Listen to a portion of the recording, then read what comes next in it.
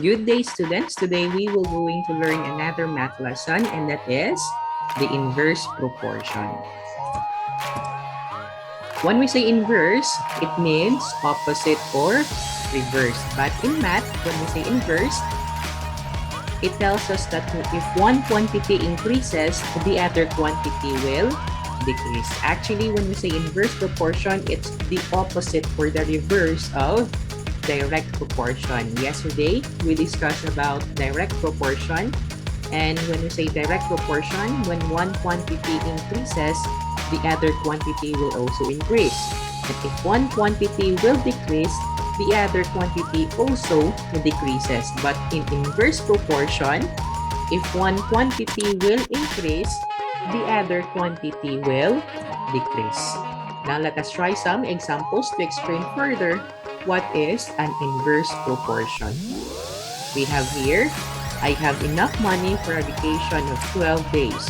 If I spend 500 peso a day, for how many days will my money last if I decided to spend only 400 peso a day? Now in this word problem, what are the two ratios being compared? It is the number of days and the amount spent. For the number of days, I use the variable b, and for the amount spent, I use variable a. Now, we have in our word problem, we have d sub 1, which is 12 days, and the amount that I'm going to spend in this day is a sub 1, which is 500 pesos. Now, if I decided only to spend 400 pesos, how many days will my money last? Now, this word problem is an example of an inverse proportion. As what we can see, I decided to use only 400 peso in a day. So it means to say, since I use 400 pesos only, the number of days will become higher. Just what you can see here, the money that I spend becomes lower, so expected the number of days that my money will last will be higher. So this one is an example of an inverse proportion. The lesser the money I use, the longer the days my money lasts.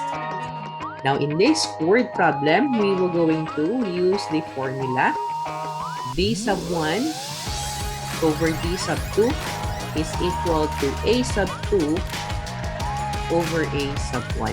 So let us substitute the following given.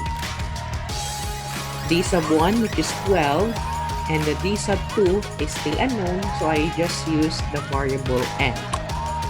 So be equal to a sub 1, what is our a sub 1? That is 500. And a sub 2, which is 400. So for this one, a sub 2 will be at the top. So a sub 2 will be 400, and then a sub 1 will become 500. Now in this case, to find the value of n, just like what we did in our direct proportion, we do the process of cross multiplication. So let's do the cross multiplication. 400 times n, that is 410, and 12 times 500, the answer is 6,000. So let us eliminate 400 by dividing them by 400, 400, and 400. Let us cancel the 400 so that n will be left, and 6,000 divided by 400, we get the answer of 15. So it means to say, if I only decided to use 400 peso a day, my money will last for 15 days. And this is an example of an inverse proportion. If I only use 400 pesos, as what you can see, one quantity decreases and the number of days will increase.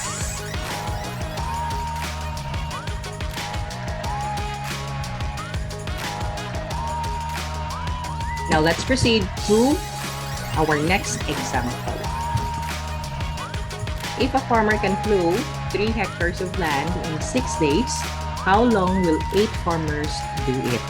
So what are the two variables or two ratios or two quantity? We have here farmers and the number of days. So for the farmers, I use the variable F, and for the number of days, I use letter D. Now for our F sub 1, we have here 4 farmers and they can plow 6 days. How about if there are 8 farmers? How many days can they plow the 3 hectares of land? Okay, so as what we can see, this one, or in our next variable, or the 8 here, or the number of farmers increases, so expected the number of days will become shorter than 6. It's because there are already 8 farmers who will be working together to plow the 3 hectares. Okay, so what will be our formula? We have F sub 1 over F sub 2 is equal to D sub 2 over D sub 1. So we have here F sub 1, which is 4, and F sub 2, which is 8, equal to D sub 2 is still unknown, so I'm just going to use the variable n, and the D sub 1, which is 6. So again, to find the value of n, we will going to use the cross multiplication. So 8 times n, that is 8n, and 4 times 6, that is 24. Let us cancel 8 by dividing them by 8. Divided by 8, divided by 8. Cancel 8 so that n will be left, and 24 divided by 8. 24 divided by n, the answer is 3. So the value of n here is 3. So it means to say, if there will be 8 farmers who will plow the 3 hectares of land, they will only do it only for 3 days. So as what you can see, if the more the number of people or farmers will work, the lesser the days to plow the land. Okay, so this one is an example of an inverse proportion. Now let's proceed to our last example.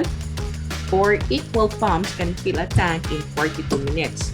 How long will 6 pumps of the same kind can fill the tank? So what are the two variables, or what are the two quantities? We have the pump, which we use the variable P, and the time wherein we use the variable P. So we have P sub 1. Our P sub 1 or pumps is 4. We have 4 equal pumps, and they can fill the tank for 42 minutes. How about if we were going to have 6 pumps? So we have here the P sub 2 will be 6, and we were going to find the time that it can fill the tank. So T2 or time 2 is still unknown. So we were going to use this formula again. As what you can see, the number of pumps become higher. Now expected that our time will be lesser than 42 minutes, since the pumps become 6 already. So we will going to use P sub 1 over P sub 2 equal to T sub 2 over T sub 1.